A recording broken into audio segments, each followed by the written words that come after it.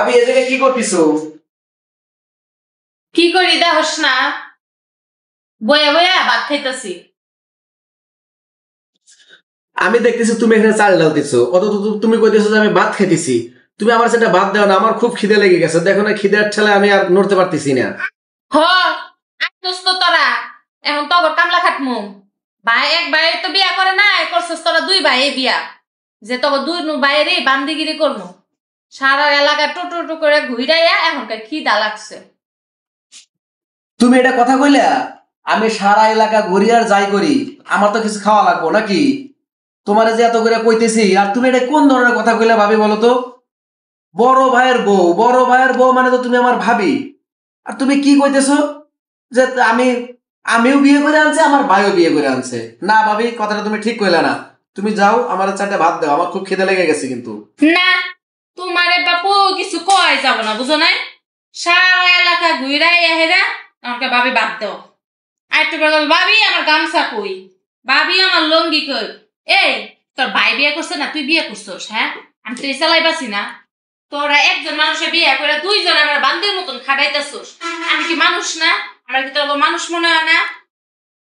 আমি বাদ দিয়া পারব না জানতে।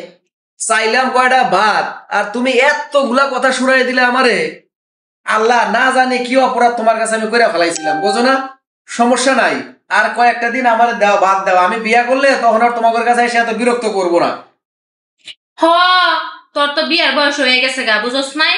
এখনো পর্যন্ত নাক টিপ দিলে দুধ পাইরা আবার বড় বড় কথা। যা বাদ দিতাছি। তোমাদের কাছে আমি ছোটই আছি, বোঝো না? আমার যা দাড়ি মারি সব যাইতেছে পাইকা।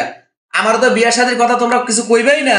আবার আমি কইছি, আবার বড় বড় কথা কইতেছো। জানি তো আমি বিয়া করে বউ আনলে সংসার ভাগ হইব, ঘর ভাগ হইব, খাট ভাগ হইব, জমি ভাগ হইব। তোমরা তো এই ভাগ দিতে পারবা না। আমি ওগুলো ভালো বুঝি, বোঝো না? হ, তোর তো চিন্তা ভাবনা এইটাই, বুঝছ নাই? যে বিয়া করে আনলে তো বাদ করে দিব, হেটা করে দিব। আরে তুই বাদ করে নেই না গা, যাও করে এখন বাদ দিব চাইছিলাম, দিয়া পারতাম না। তুই যখন বাড়ি বাদ করার কথা কইছস, পাতিলের ভাতও এখন আমি দিতাম না। এটা আমি একলা রাঁধছি, একলাই সব খাম। যা, তুই বাদ করে আর করতে খাবি, খাগা যা। যা যা যা।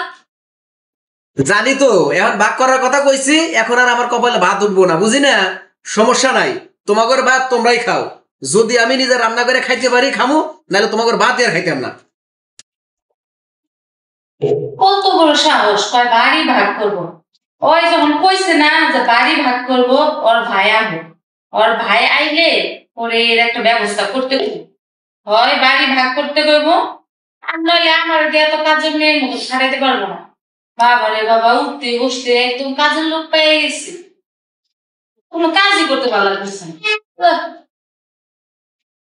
বাবা, তোমার কি হয়েছে তোমার? আমার জ্বর হয়েছে আম্মু, এখন এই যে চোখ দিয়ে পানি পড়তেছে জ্বরে। সারাদিন তুমি কি খাও? সারাদিন আমি কিচ্ছুই খাই নাই। কিচ্ছু খাবে? চলো, আমি তোমার লাগি কিছু রান্না করে আনি। না থাক, তোমার রান্না করা লাগবে না, তুমি এখানে আমার মাথাটা একটু ই করে দাও।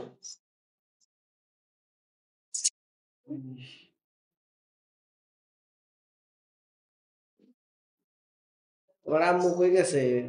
আম্মু বাড়িতে গেছে গা। বাড়িতে গেছে গা? হ্যাঁ।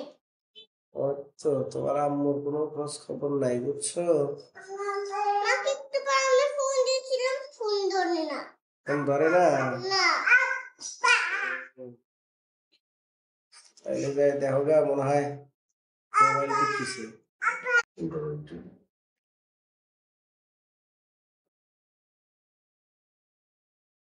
কি ব্যাপার, এত চুপচাপ করে বসে আছো, কি চিন্তা করো?